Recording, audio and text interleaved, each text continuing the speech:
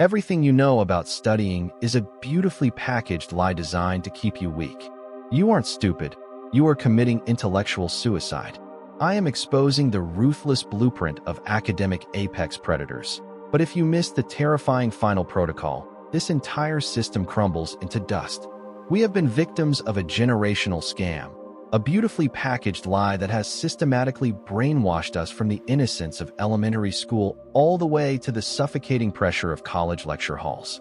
You look at those Ivy League students, those untouchable valedictorians standing triumphantly on podiums, and you silently convince yourself that they are genetic mutants. You genuinely believe their brains possess some monstrous, labyrinthine folds that you could never possibly compete with. So you quietly accept your fate as an intellectual subordinate.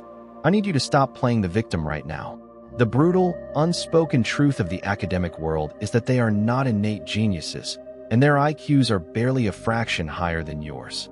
The only difference, the absolute only thing they do better than you, is that they operate on a ruthlessly optimized mental framework, while you are still trying to mine gold using a broken, obsolete operating system that belongs in the last century. To all the relentless minds tuning in, at.with 02 warmly welcomes you. Before we dive into the anatomy of this massive deception, if you are truly tired of running in agonizing circles and want to fundamentally rebuild your intellect from the ground up, hit that subscribe button right now. Your support is the raw fuel that drives this channel to keep exposing these harsh realities and to bring you more life-altering, no-nonsense systems in the future. Now, let us be entirely honest with each other. How many times have you lived through this exact, soul-crushing nightmare? You sit hunched over your desk from 8 in the evening until 2 in the morning. Your eyes are bruised like a boxer's. You are downing energy drinks like water to keep your heart beating, and you are violently grinding through pages for hours on end. You devour every paragraph, painting your textbooks with neon highlighters until the pages look like a cheap stained glass window. But then what happens? You walk into the exam room the next morning, your tired eyes lock onto the very first question, and your brain simply evaporates. Every single word you frantically crammed vanishes into the void. You sit there biting your pen until your lips turn blue, a cold sweat breaking out across your forehead, only to receive the exact same pathetic, mediocre grade. You scream into the empty room, agonizing over why you bleed so much effort only to fail so miserably. I need you to listen to me very carefully. The flaw is not in your brain. The flaw lies entirely in the archaic, peasant-like methods you force your mind to endure. You are using brute physical strength to plow a massive field that requires a high-powered tractor. The secret of the academic apex predators is not about suffering more or bleeding longer over a wooden desk. Their entire existence revolves around one core philosophy: learning with predatory precision, not blind volume. It is a strict, mathematical calculation of return on investment for your mental energy. If you invest 1 hour of your life, you must extract 10 pieces of permanent knowledge deeply embedded into your neural pathways, rather than throwing away 10 hours only to have your brain completely reject the data by sunrise. Today, I am not here to spoon-feed you empty, superficial motivational garbage. I am going to hand you 4 foundational blueprints to completely re-engineer how you consume information. These 4 techniques are the most pragmatic, unforgiving systems designed to force your brain into painful but necessary evolution. And hear me now, you must glue your eyes to this screen until the very last second, because the 4th technique, the ultimate weapon awaiting you at the end, is the absolute pinnacle of human focus. It is the definitive line between remaining a lifelong amateur and becoming a relentless, unstoppable learning machine. If you miss it, the first 3 techniques are entirely useless. Let the reconstruction begin. To completely dismantle the broken operating system you have been running on, we must first attack the most dangerous psychological trap you fall into every single night: the illusion of competence. When you sit there rereading your textbook for the 5th time, your eyes smoothly gliding over the highlighted sentences, your brain releases a tiny, deceptive hit of dopamine. You recognize the words, the concepts feel familiar, and you falsely equate this comforting sense of familiarity with actual mastery. This is the exact moment you lose the war. Recognition is not recall. Recognizing a concept when it is sitting right in front of your face is a passive, pathetic cognitive state that requires absolutely zero mental calories. It is the equivalent of watching a professional athlete lift heavy weights and convincing yourself that your own muscles are growing. You are not learning. You are merely massaging your ego with a false sense of security. The academic elite do not read to feel good. They engage in what I call the ruthless interrogation protocol. The moment they finish a chapter, they slam the book shut. They do not gently review their notes. They force their brains to stare into the terrifying abyss of a blank page. They demand that their mind produces the information out of thin air. I want you to try this tonight. Read a complex page, hide it, and then try to explain it out loud to an empty room as if you were teaching a beginner. The first time you do this, you will stutter. Your mind will stutter, fracture, and collapse. You will realize with horrifying clarity that you actually know nothing. That intense, burning frustration you feel in the back of your head when you are desperately trying to retrieve a lost fact, that is the exact sensation of neurological growth.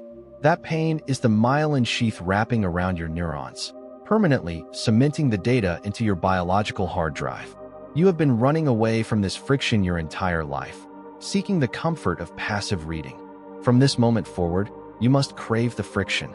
If your study session does not physically exhaust your brain, if you are not squeezing your memory until it bleeds out the answers, you are entirely wasting your time. You must interrogate yourself so violently in the darkness of your room that the actual exam feels like a casual conversation.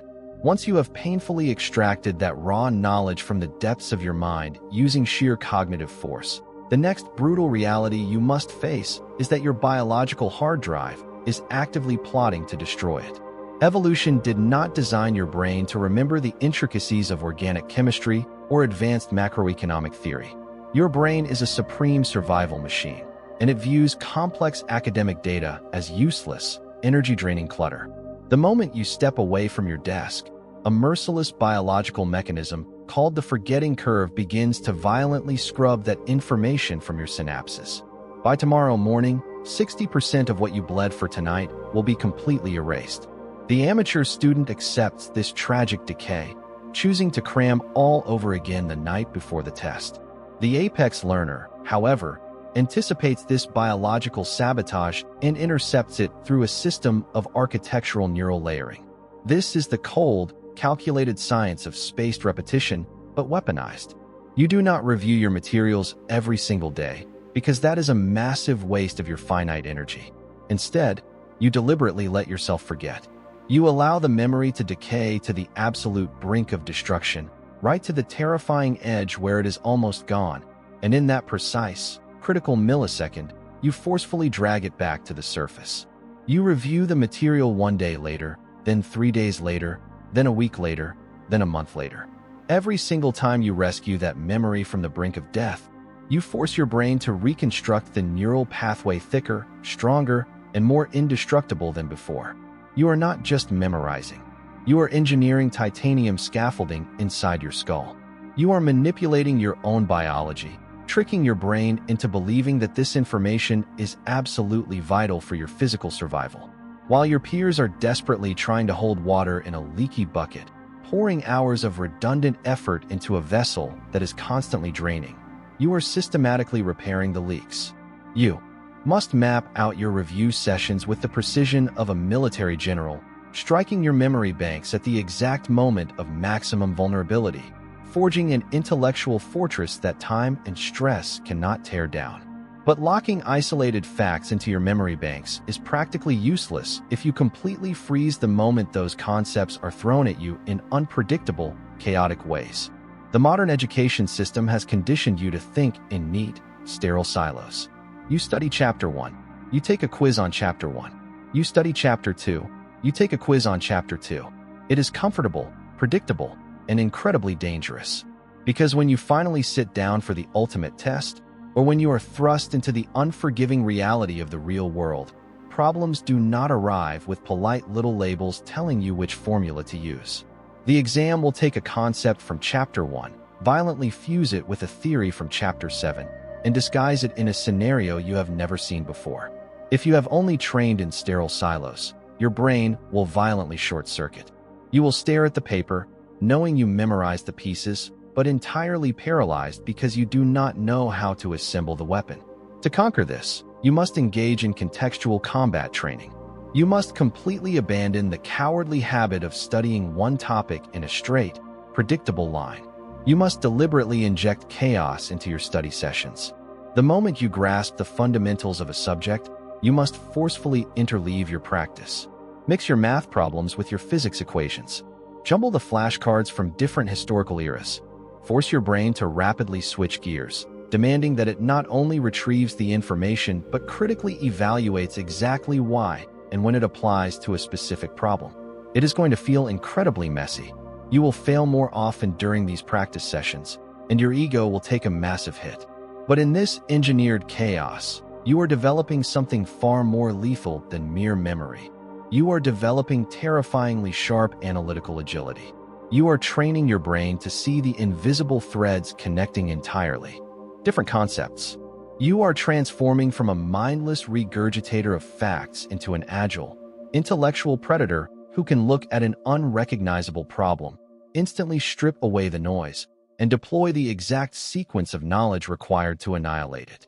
Yet, every single one of these architectural shifts will inevitably crumble into meaningless dust if you lack the psychological titanium required to execute our fourth and final mandate. I warned you at the very beginning that this was the definitive line between an amateur and an unstoppable learning machine, and I meant every single syllable. You can possess the greatest cognitive strategies on the planet, but if your attention span is fractured, you are nothing. We are living in an era of engineered distraction. Your phone, your notifications, the infinite scroll, these are not harmless entertainments. They are highly weaponized, multi-billion-dollar algorithms specifically designed to strip mine your dopamine receptors and shatter your ability to sustain deep, meaningful thought. When you sit down to study with your phone buzzing on the edge of your desk, constantly shifting your eyes between your textbook and a glowing screen, you are committing intellectual suicide. You are forcing your brain to violently switch contexts, leaving a toxic residue of attention behind with every glance. You are studying in a state of shallow, fragmented weakness, which is why it takes you 6 hours to accomplish what a true master completes in 90 minutes. The ultimate weapon is the isolation protocol. It is the ruthless, unapologetic elimination of every single external stimulus. When it is time to learn, you must treat your environment like a high-security bunker. The phone is not just face down. It is powered off and locked in another room. The browser tabs are violently shut. You sit in your chair, and you declare a state of absolute war on distraction. You must push your mind into the state of deep, uninterrupted flow, a realm of hyper-focus where time distorts, where the world outside your window ceases to exist, and where your entire consciousness is violently compressed into the single task in front of you. This is the sacred ground where genius is actually manufactured. The first few times you attempt this, your addicted brain will scream at you. It will beg for a cheap hit of dopamine, trying to convince you to just check one message, to just take one quick break. You must look at that craving, recognize it as the pathetic weakness it is, and crush it. You will sit there and endure the withdrawal until the noise fades and the pure, terrifying power of your undivided attention locks onto the material. This is the anatomy of the academic apex predator. Active extraction over passive reading. Systematically defying the decay of memory, embracing the chaos of contextual training, and defending your focus with your very life. You now possess the blueprint to rewrite your intellectual destiny. The time for excuses, for playing the victim, for blaming genetics, is officially over. The power to reconstruct your mind is entirely in your hands, but the execution will demand everything you have. Rebuild the system, embrace the friction, and go take what is yours. To master any complex subject, you must entirely abandon the comfortable, passive habits that have sabotaged your intellectual growth. True learning is not found in the soothing repetition of rereading highlighted notes or sitting in sterile, distraction-filled environments. It is a violent, deliberate, and physically exhausting act of cognitive extraction. You must first shatter the illusion of competence by constantly forcing your brain to retrieve information from a blank slate. embracing the painful friction of the ruthless interrogation protocol. Once you extract that knowledge, you must actively defend it against the biological reality of the forgetting curve. By engineering a system of architectural neural layering, you weaponize spaced repetition, rescuing memories just as they are about to fade, thereby forging indestructible neural pathways. Furthermore, you must prepare for the unpredictability of reality through contextual combat training, deliberately jumbling your subjects to build razor-sharp analytical agility instead of relying on neat, predictable silos. Ultimately, none of this matters without the isolation protocol. In an age of engineered distraction, your ability to hyperfocus is your ultimate weapon. You must ruthlessly sever all external stimuli, lock yourself in a state of deep, unbroken flow, and endure the withdrawal from cheap dopamine. By integrating these four pillars, you cease being a passive consumer of information and transform into an unstoppable intellectual predator, capable of mastering anything you set your mind to. The blueprint is yours. The execution is your ultimate test. Comfort is the ultimate enemy of cognitive growth. We have been conditioned to believe that learning and improvement should feel smooth and easy, but true mastery only occurs in the crucible of extreme psychological friction. When you feel frustrated and mentally exhausted while trying to recall a fact or solve a complex problem, you are not failing. You are physically rewiring your brain. Starting today, radically audit how you acquire knowledge. Stop rereading and start testing yourself blindly after every chapter or meeting. Map out a calendar to review critical skills precisely when you feel you are starting to forget them, rather than comfortably reviewing what you already know. When practicing a new skill, deliberately mix in different scenarios so your brain learns to adapt to chaos rather than predictable patterns. Most importantly, when it is time to do deep work, physically lock your phone in another room. Treat your focus as your most valuable, non-renewable resource and protect it aggressively. What is the single biggest distraction that breaks your focus when you sit down to work or study? Please take a moment to share your answer down in the comments below. I would love to read your perspectives, and your insights can help others in our community realize they are not alone in this fight against distraction. If you found this breakdown valuable, please hit that subscribe button to support the channel. It gives us the immense motivation to keep creating powerful, high-impact content for you.